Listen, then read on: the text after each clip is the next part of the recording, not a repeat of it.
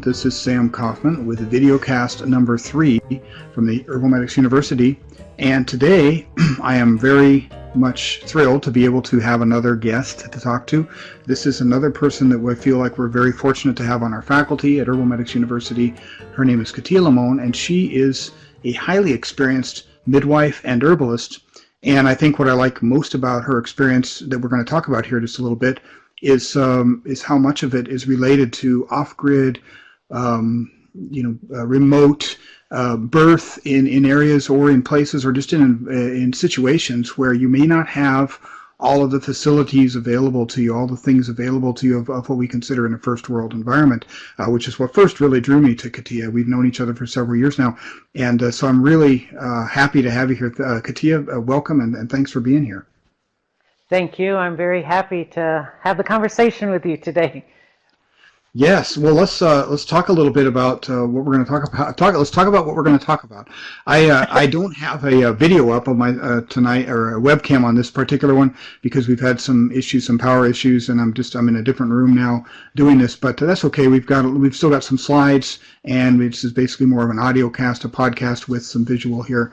But let's talk about some stuff. I'd really like to just kind of share, and it's always nice. I know you always have a lot of things. We've talked a lot about this, but it seems like every time we do, you have something new to say that I haven't heard before. So I'd like you to, if you don't mind, just talk a little bit about your own background and experience in all that you do. Okay. Well, mostly I'm a midwife. I've been a midwife since, I've been legally a midwife since the 1990s. 1990 was the first time I got a license.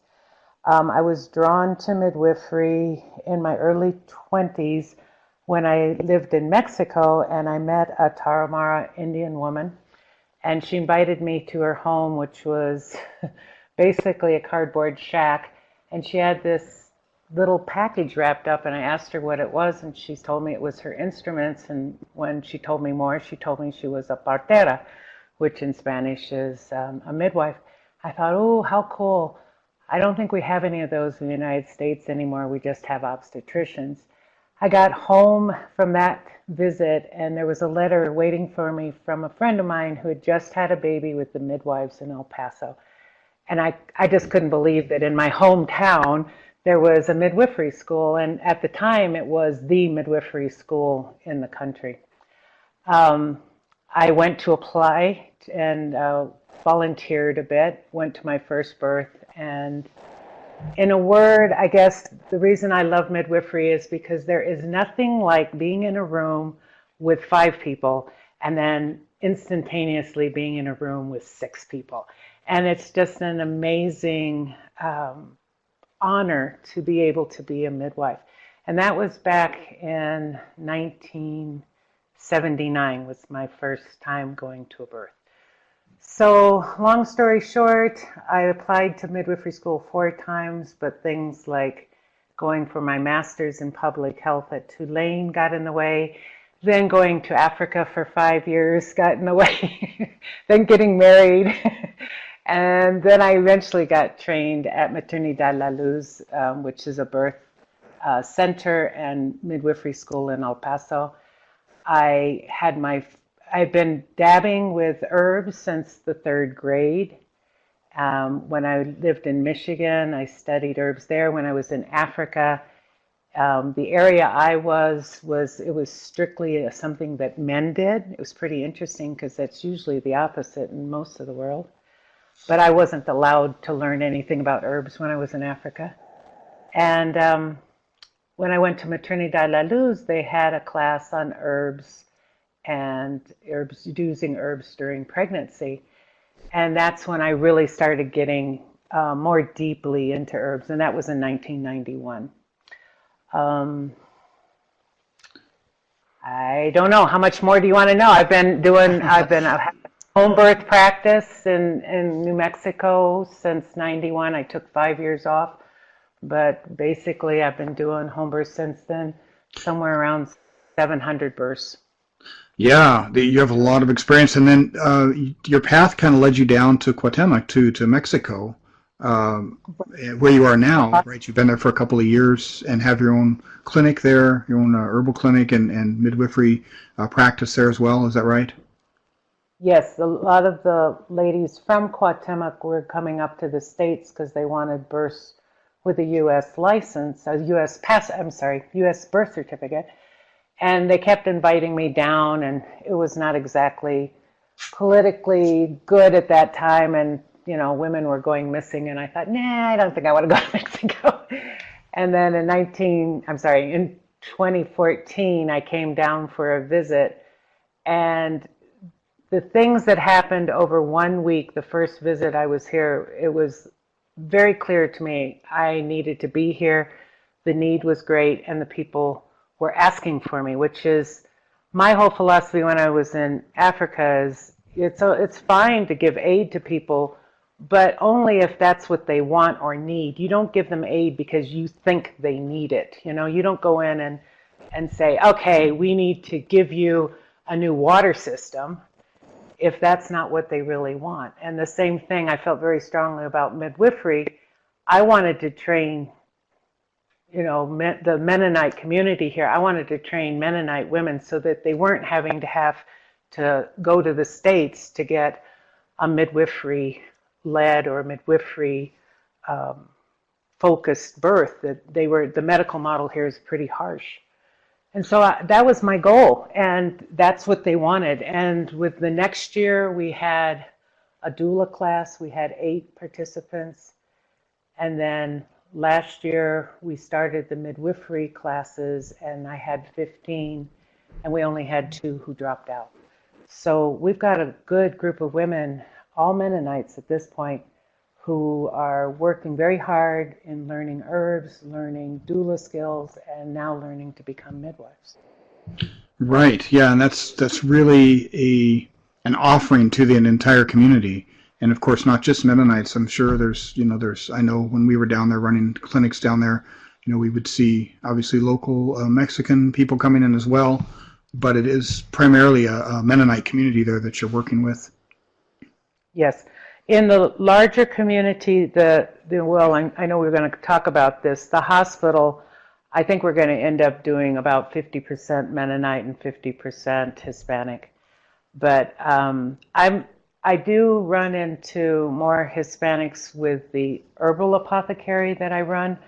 I work with Dr. Reimer, who has a family practice about a half an hour from my home. And we've set him up with an herbal apothecary, and when a client or a patient comes in and they have an issue and they want to deal with it naturally, then he will either come up with a remedy or call me up and ask.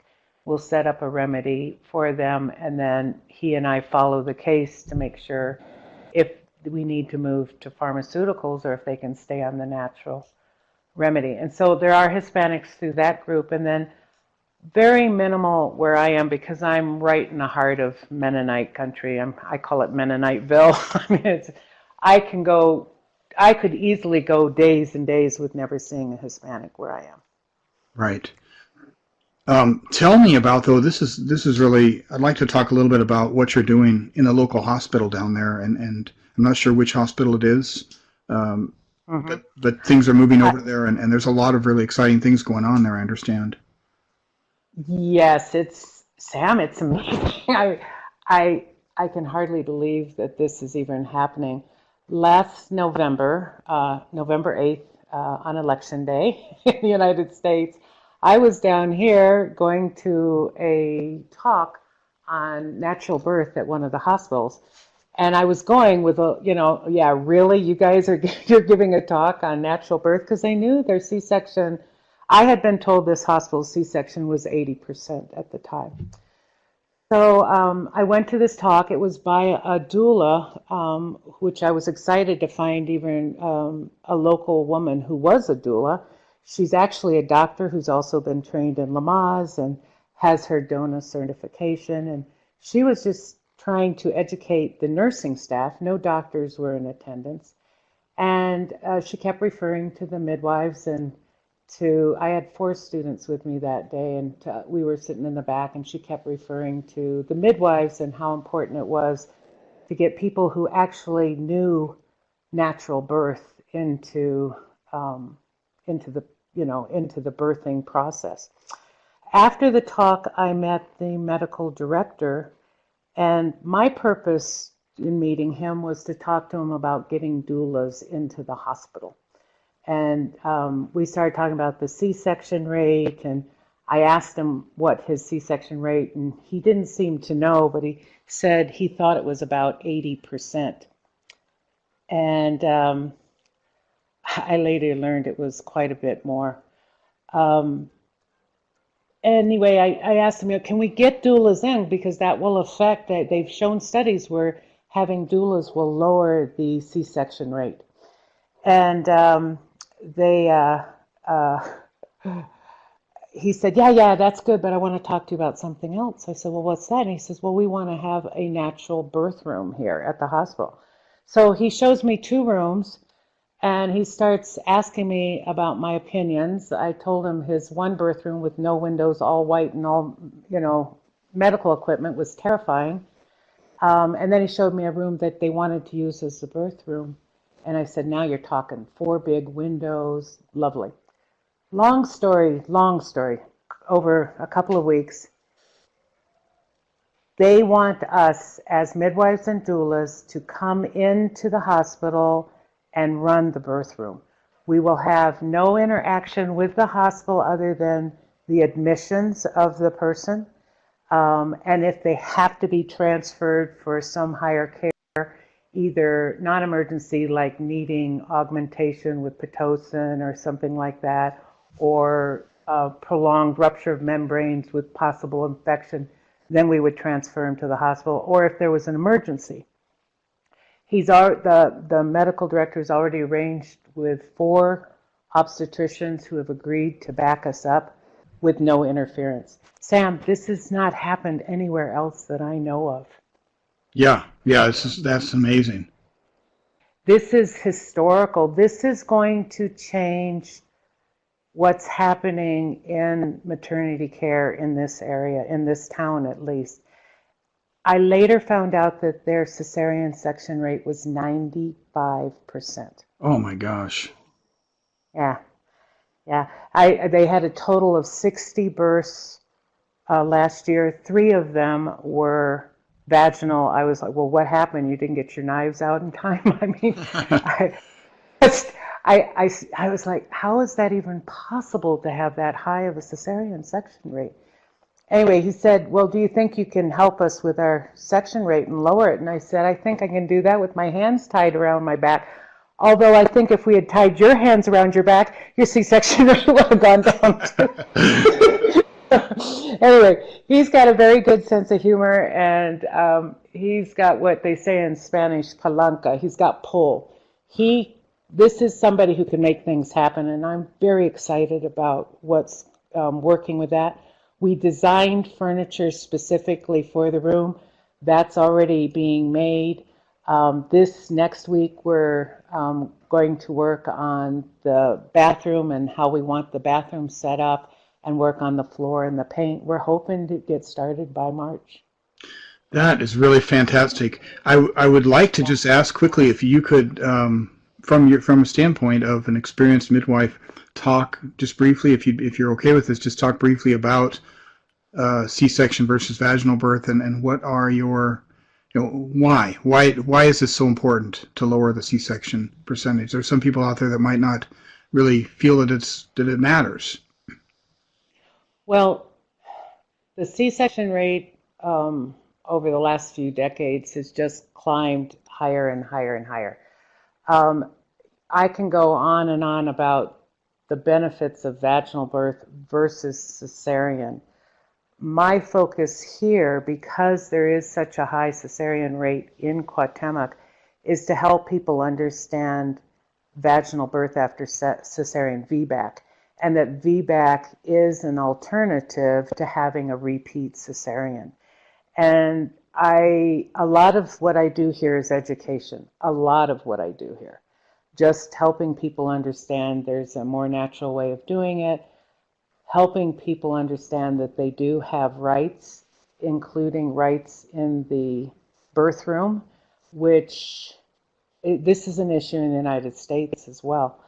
But just in brief, we're talking about a surgical procedure for something that is naturally supposed to be happening. Most babies are supposed to come out of the vagina. They're not supposed to come out of a surgical cut into the uterus.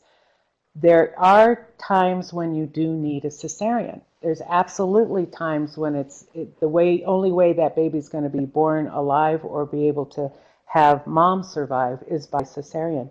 But that percentage, according to WHO, World Health Organization, is more like 15 to 20%.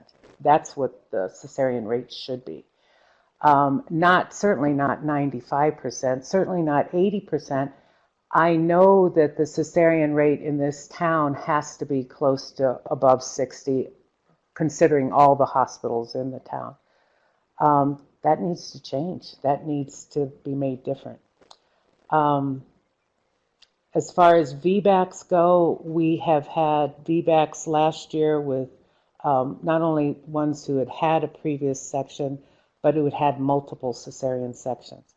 That's not something that I could do as a midwife in New Mexico.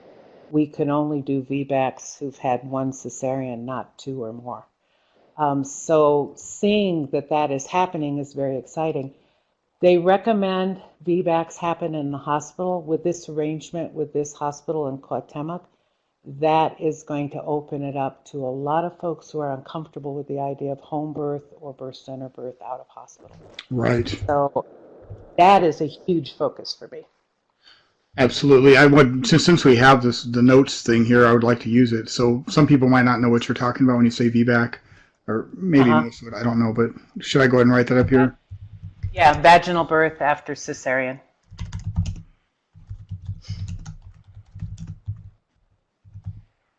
And there's some. Am I spelling that right? No. No I.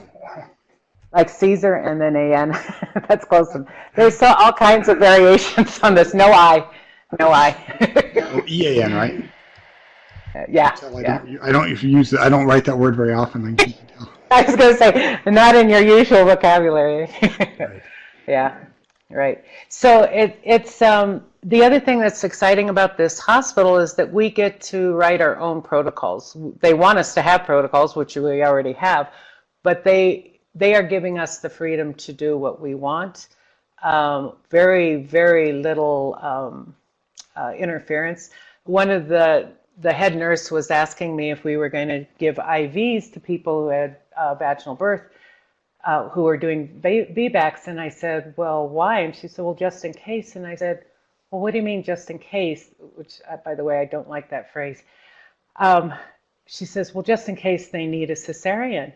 And I said, no, if we're working with evidence-based medicine, which is what all our protocols are based on, anything that we can have actual evidence for, the only evidence for using an IV in labor is if the woman is dehydrated, if she's vomiting, if she's, very, very depleted.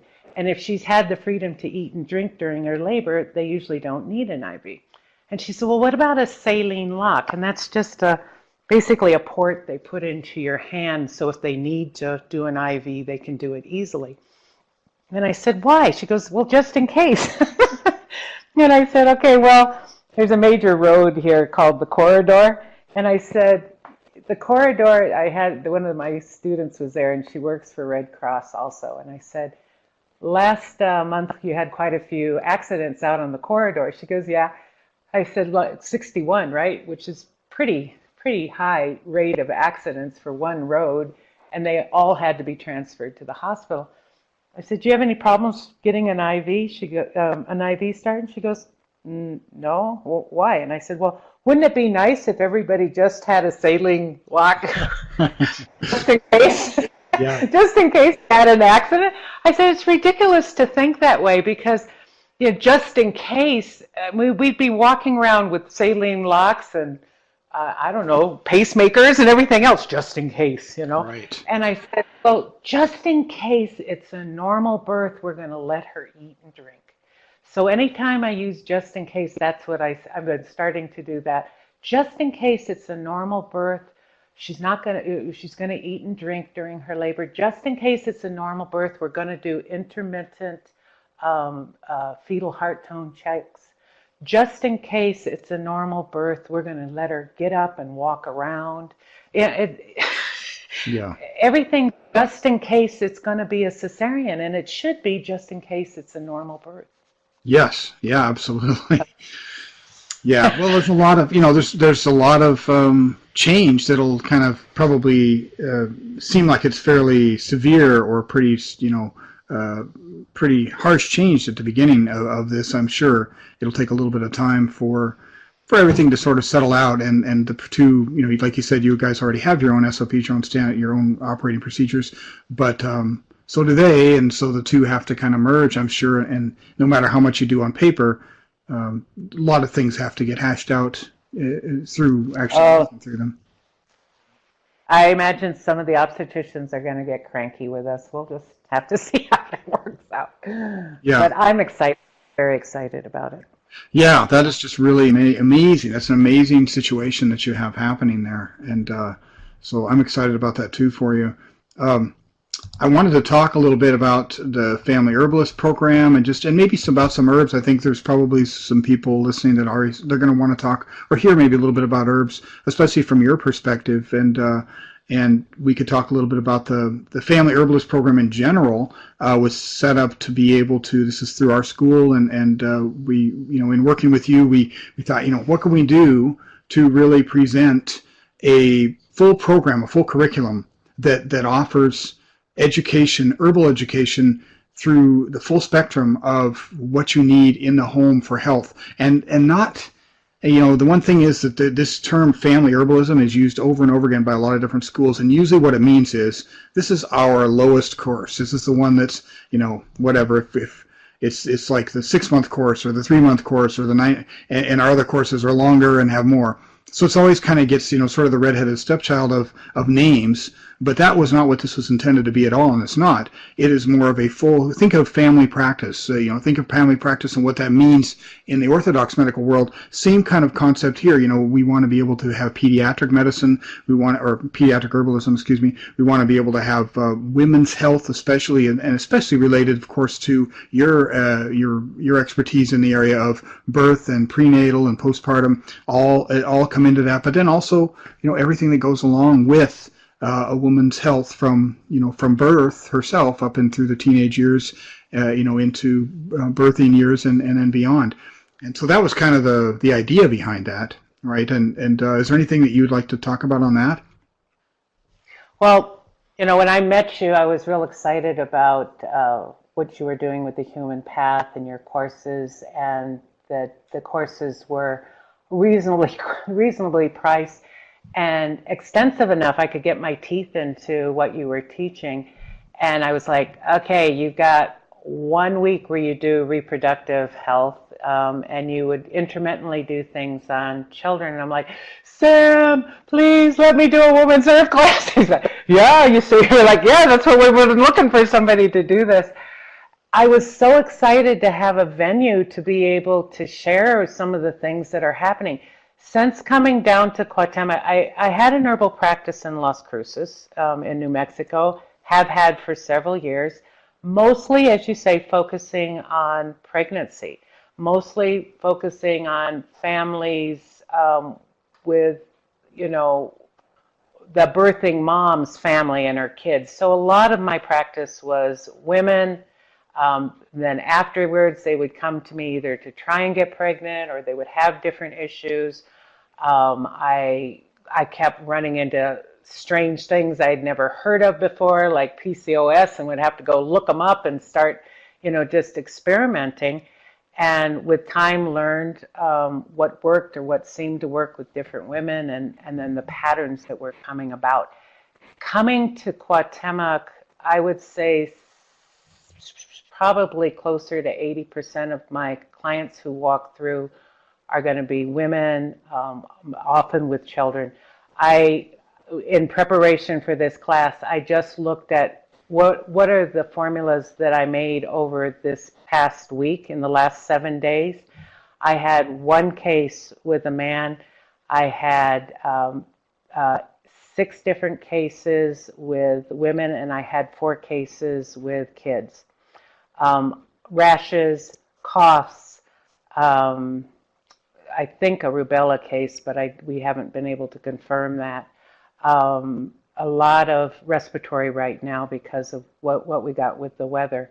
Women, it was infertility, a couple women for in pregnancy kinds of herbs, dealing with infections during pregnancy, induction, trying to get a labor going, um, teas to help support women in pregnancy.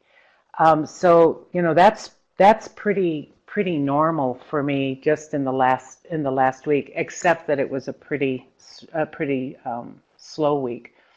But that's what the last 11 cases were. So a lot of women are coming to me for hormonal dysfunction, and that's what a lot of my practice is based on. If you're talking about that's what the Maiden Woman Crohn's course is all on women's health care, not just the herbs that might be utilized, but the lifestyle things that might be needed. We have one whole week that we do just breast health, learning how to do breast self-exams. There's an interview with a woman who is a breast cancer survivor, and then the herbs and what you can do to support women in breast health. So that's just one example. Right now I'm doing the recordings for the course. These are pre-recorded courses. Partly we did that because my schedule is so volatile with, oh, I gotta go, I've got somebody in labor. And so it's sometimes hard to get a whole week. And the other thing that I found with the recordings is I can take a subject and do 45, 50 minutes on it, do it justice, and instead of trying to cram a bunch of stuff into a 2-hour talk. And so the feedback I've been getting from students is they like that because for an hour they can listen to something on their way to work or while they're doing dishes or something like that. But to sit down for 2 hours was often hard for them to listen to the lectures. So I like that format better. And also I used to do, about an hour and a half about health conditions. And then the last half hour, I would talk about herbs. I would do a materia medica on those. And so they would get altogether about an hour of materia medica, but oftentimes I'd run out of time. So I'd only have maybe 15 minutes to finish the half an hour, 45-minute talk on herbs. And so I was like, racing through it and didn't feel like I was able to give the herbs justice. So in this format, I'm doing the materia medica separately. So we do 3 classes on the topics for that week, and then I do 1 class where I just talk about the materia medica, mostly related to the topic that we discussed. So the one that I'm working on right now is PMS, the 3rd week. I'm doing some recordings on that, and just talking about the differences in the different types of PMS. I mean, when I first started, I would give people pretty much my PMS formula, and always had Vitex in it, and sometimes it would work, and sometimes it wouldn't. And I wasn't, I'd ask them, well, what's happening? They, well, I have PMS.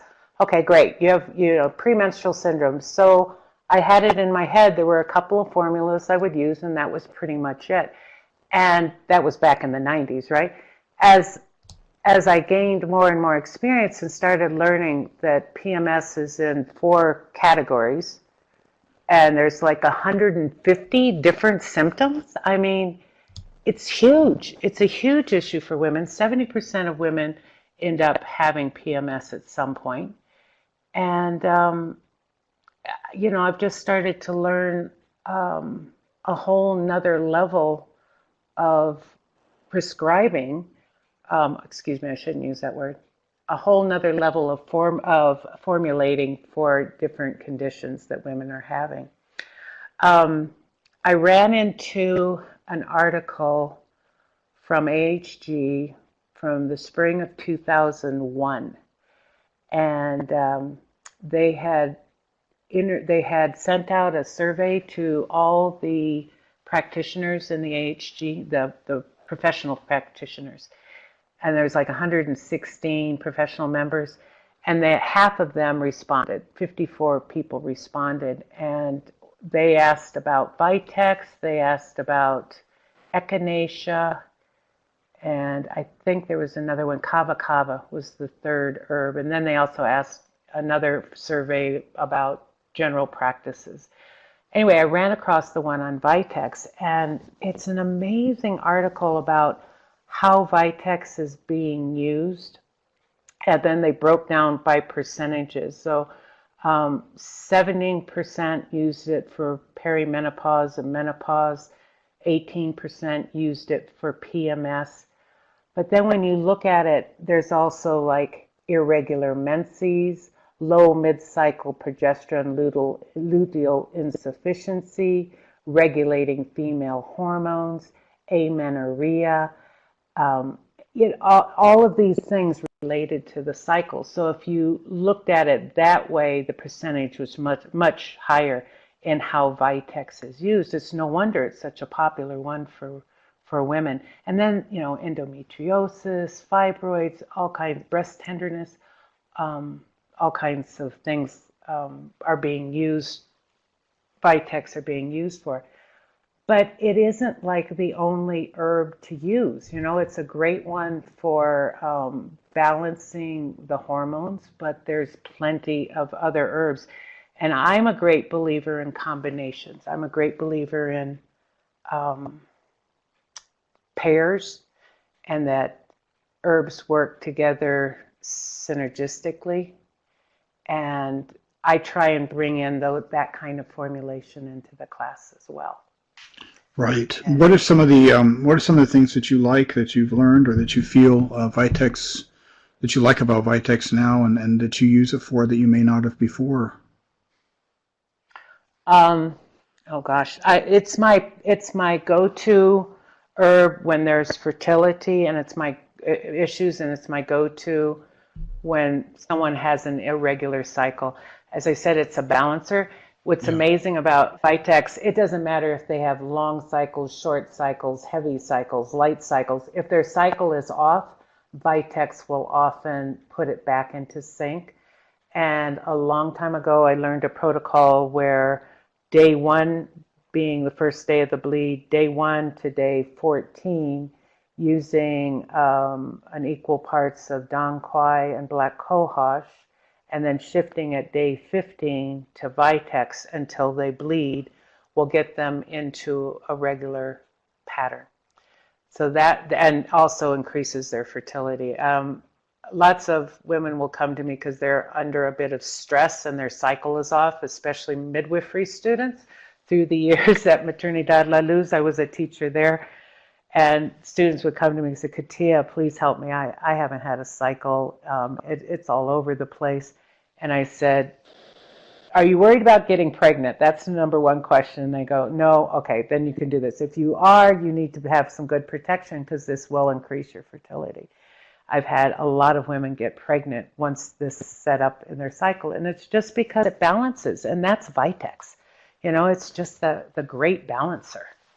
For women who haven't bleed, and it's not that it works 100% of the time either,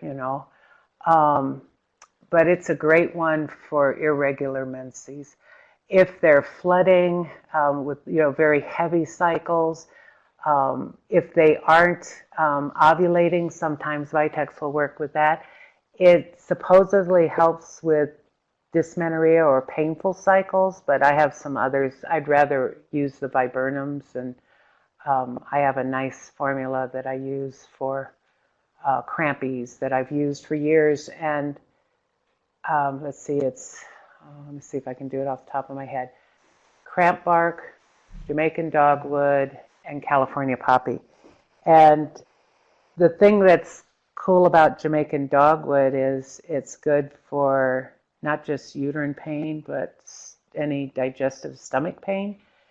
And I'm in my menopause years. I haven't had a cycle in years, and I had severe diarrheal cramps, and my husband says, well, why don't you take the crampies? And I'm like, it's not menstruation pain, it's stomach cramps. And he goes, well, just take it anyway, just try it. And I did one dose, and it was gone. The cramps were gone. And I've had several of my young women who will do crampies, and they're kissing my toes because they feel like their life is back. Yeah, absolutely. It's anytime we have a smooth muscle, there's some sort of a smooth muscle relaxant or that effect, and not just smooth, but even striated muscle, relaxation. We find that, of course, can have different effects throughout different organ systems, or similar effects throughout the different organ systems. But you were saying about the Vitex, something that I've always kind of felt about it too, and I think my first, I would say learning about Vitex was probably through the Peter Holmes, which he was always somebody I really looked up to, his books, and he used to live in Boulder back in the 80s, back when I was first really getting involved in herbalism too. And I remember, him talking about how much of it was kind of the first place where I learned a little bit about the concept of amphoterism, and the idea that herbs can act seemingly in different ways. The same herb can act in seemingly different ways depending on what your body needs, what it actually uses versus what it may end up, excreting, or detoxifying and then excreting.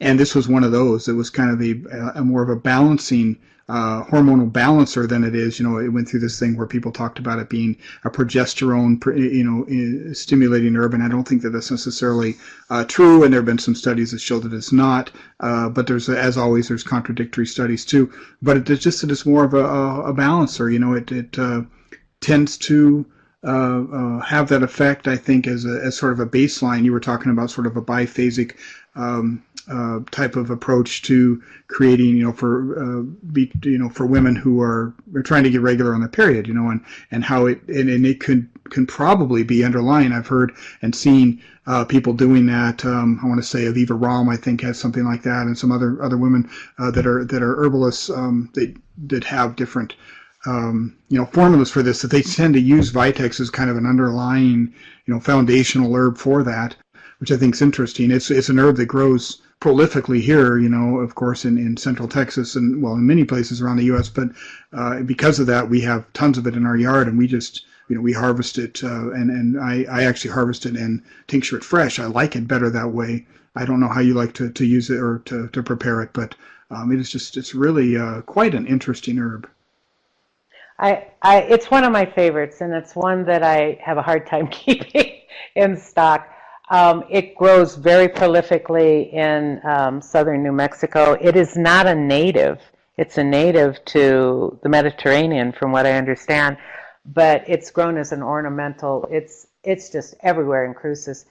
I like doing it fresh. I have a problem with Vitex. I'm allergic to it. I get around any kind of Vitex, and my throat starts to close up, and I can't breathe, and I go into little minor panic attack whenever I'm around it. But I love this herb, and I just can't process it myself. The last time I was collecting, I had the big, rubber kitchen gloves and scissors and a Ziploc that I was, cutting the things and collecting in the Ziploc, closed up the Ziploc and delivered it to my husband, and I said, make tincture, please. So, yeah. But it's a fabulous herb. Because of being in Cruces, we had every year at New Mexico State, they have a class on herbal medicinals, and because it's an ag school and stuff, and they have to do some kind of a study on an herb. And one of the students got a hold of me, and they said, we'd like to do a study on Vitex. And so what they did was they took Vitex that had been tinctured up fresh in November, and then they took the same herb that had been dried and tinctured up in like February or March. And then they ran a huge, I don't know what they call it when they look at all the constituents and they run it through the test. Yeah, spectrometry. Right, Right. right.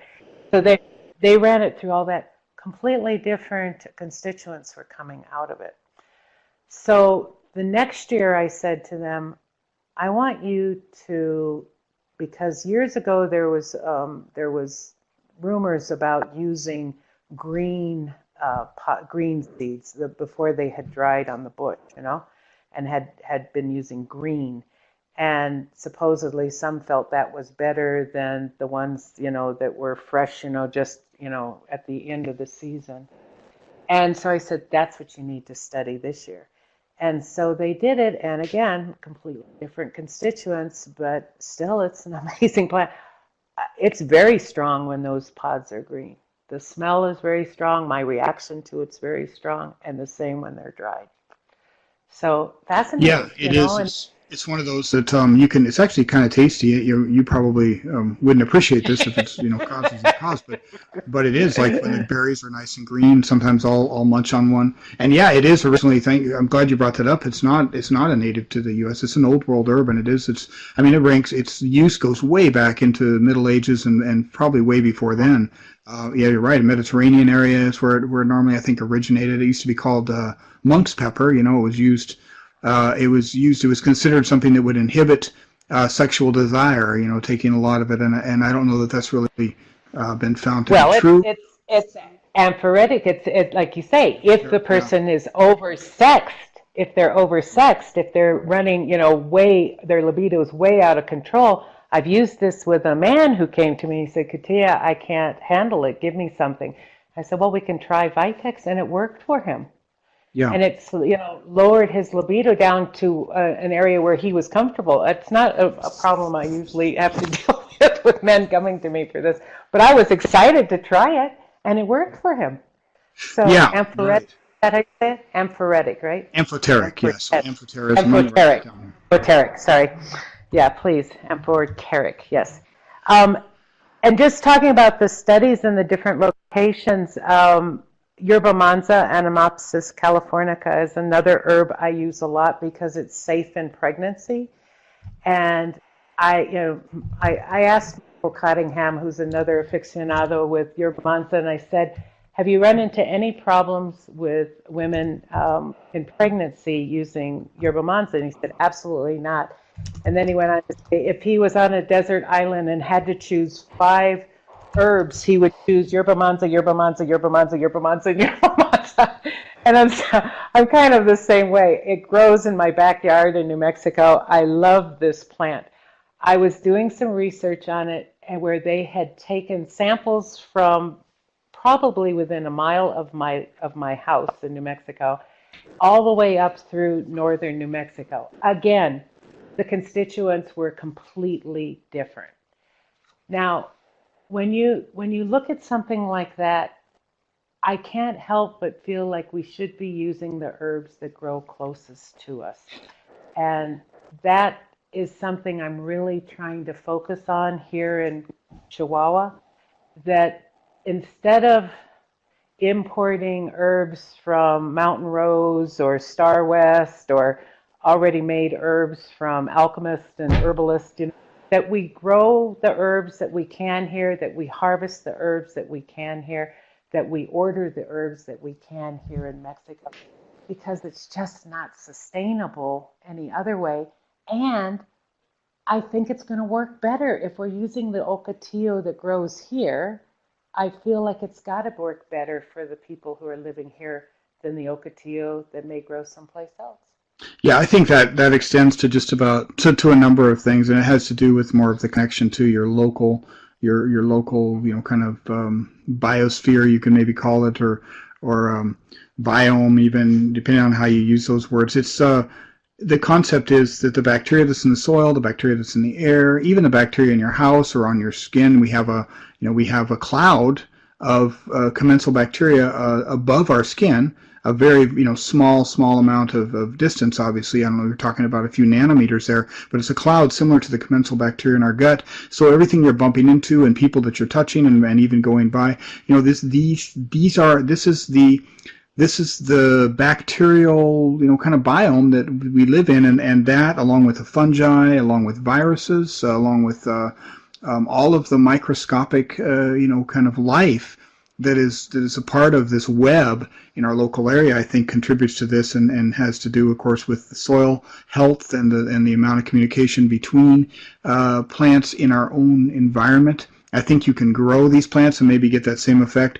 Native Americans used to say that we're not Native Americans in general, but I know there were at least a few tribes that would say, I've read, statements attributed to them saying that if you live in a certain area more than 2 years, you are now part of that area. You're part of that land. And indeed, some of the Native American languages were very much land-based, so they were related to the land, and we can't even really conceptualize that with the English language or most of the even Indo-European languages. We can't really understand how that could be, that you have a language that's tied to the specific valley that you live in, gigantic valley that you maybe live in or something, and if you go a few ranges away, that you've lost big pieces of who you are because your language and your thought and everything is different than what you had in that region.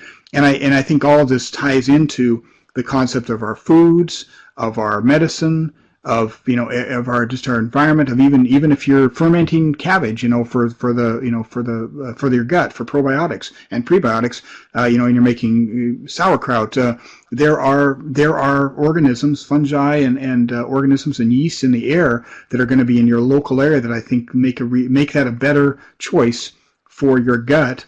Overall, if you had to only choose one thing, and you don't necessarily have to, they're not mutually exclusive, but if you had to choose making your own fermented, let's say sauerkraut or kimchi or something, versus buying it from the store versus just going and buying probiotics in a bottle, I would always say you should make the stuff in your own place, in your own little, again, your own biome.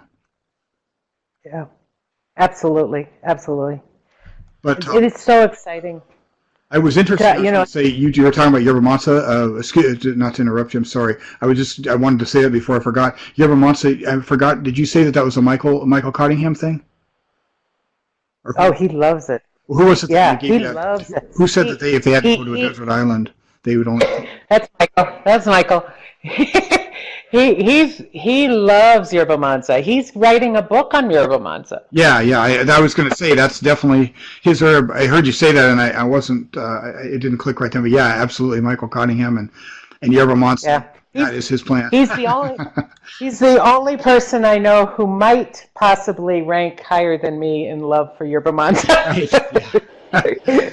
Absolutely. And we find that as herbalists, you'll find these herbs, and not just one herb, but many herbs that are going to be part of your materia medica. And like I have them here. I have the lantana plant, and of course prickly ash. Although it's not just here, but the hirsutum specific species I like. I really like that plant. I use it a lot. And algarita, I use it a lot. And you don't really find them, a lot of other places. And you'll find herb schools like Michael Moore. Was kind of, I think, a classic representation of this. There are specific herbs, Southwest herbs, that he kind of revitalized that hadn't probably been used since, Native American use, or maybe, got past a little bit through the eclectic use.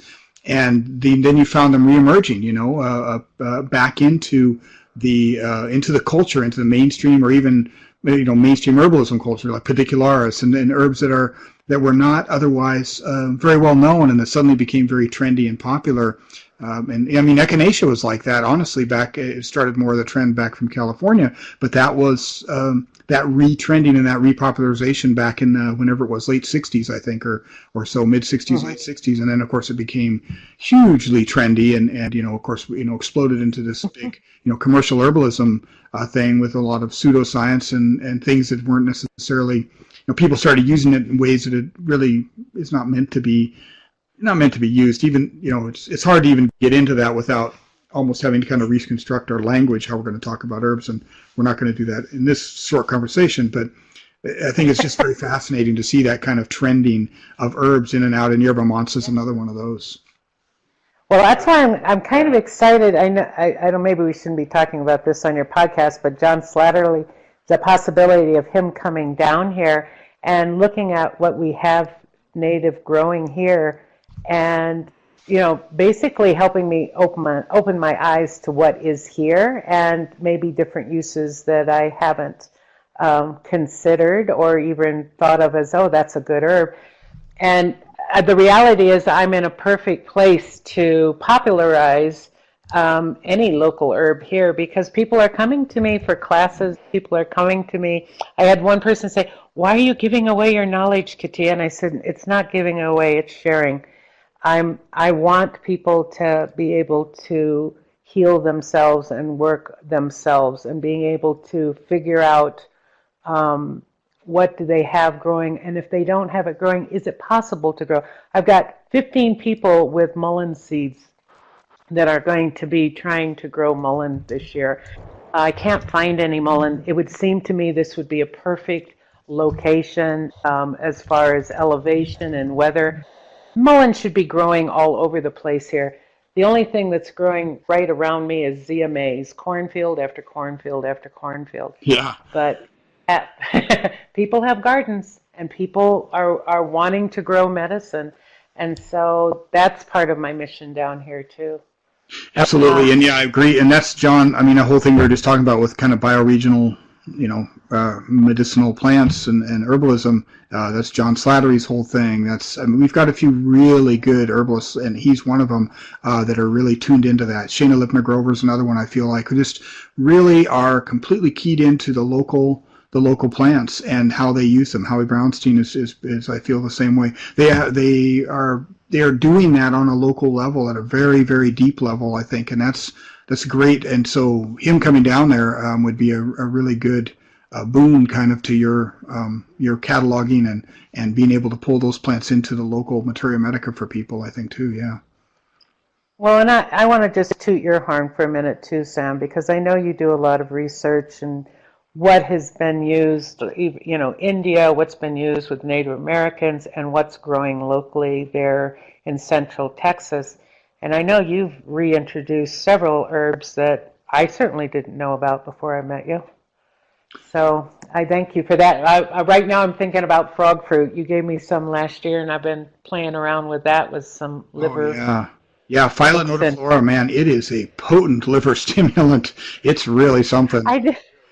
I'd never even heard of it before, you know? And so now I'm like, oh, frog fruit, don't ask me what the Latin is, but let's try it. And it's just been doing some amazing things. So very, very interesting, turning things around, you know. And I have to also thank you for just waking me up to the liver with your pathology class, but also last year when we did the clinic here, there was a woman who I had been working with for quite a while who was having some menstrual issues. Basically, she just was a mess. And I didn't tell you anything about her case. She came in, she told you her case, and you went at it through the liver. And it completely, I mean, she didn't start bleeding, but she completely, everything else that was going on in her system completely changed. I will say that she has bled now for the last 3 months, which she's in her late 30s and hasn't bled for 15 years. She said, I talked to her just this last weekend. She says she feels like a woman again. That's awesome. I think I remember her. I remember the case anyway. I do. We saw so many people. We were seeing like 70 people a day. Yeah. Well, but you know, the thing is, it's just like digestion. You got to remember the gut. You got to remember the liver. Yeah. If the liver isn't processing things, nothing, you know, if it's not processing those hormones out, it's going to get all bunched up. But frog fruit's one that I've tried with a few cases, and it's just been fun to watch. Definitely. Yeah, well, I see you got. I went ahead and wrote it up there. Yeah, it's just so prolific. I mean, it's just a huge ground cover here, and it, you know, again, it's one that you had to go. I had to go to India and to Indian research. I didn't go to India, but I had to go look that direction to really get any good information on it that had some good research and some studies, and saw how it was being used in Indian in India. I couldn't tell you that it's Ayurvedic, but at least just in terms of Indian local herbalism that then kind of got picked up and researched, sort of in the modern medical herbalism world over there. Fascinating. It's just great. So I thank you for your research because you're introducing all kinds of herbs to. Oh, my pleasure. Yeah, I had a goal of trying to do a new herb every couple of months, and I've never stuck to that goal. But I've done a number, but certainly not the number I'd like to be. So I've got a whole bucket list of plants that I need to work on more. But I think it's where anywhere you live, Yeah. if you're an herbalist, you should just start uncovering, the little wonders that are all around you that nobody else has ever done. They haven't done the work on it. Right, But right. well, I wanted to talk before we're probably getting I close see to you. running out of time. But yeah, I pulled up Doula, I and we see just on want your to talk a little bit about slide. Doula. Yeah. I wanted to just Yes. put a word in on that because I think that you have uncovered again a whole another level of curriculum on the doula program that we have that just makes me really proud of it. That's beyond, way above and beyond, I think, what's out there. But I don't want to say too much that maybe I don't know what I'm talking about. So I'll turn it over to you. But can you give us a little bit of an idea of the doula program and how it all fits together and into the family program? Yeah, can you just go back to the slide on the family herbalist program? Because I just want to show them what that looks like. Oh, so the family herbalist program consists of some basic classes: Mother, Maiden, Crone, the pediatric class, and there's a pregnancy and emergency childbirth course, which I affectionately call the Meconium Hit the Fan course, which actually is going to get separated out into that and a course on childbirth herbs this fall. So those are the basic courses for the Family Herbalist program. The doula course is not required to complete the Family Herbalist program. And you can take the doula course without taking the other courses.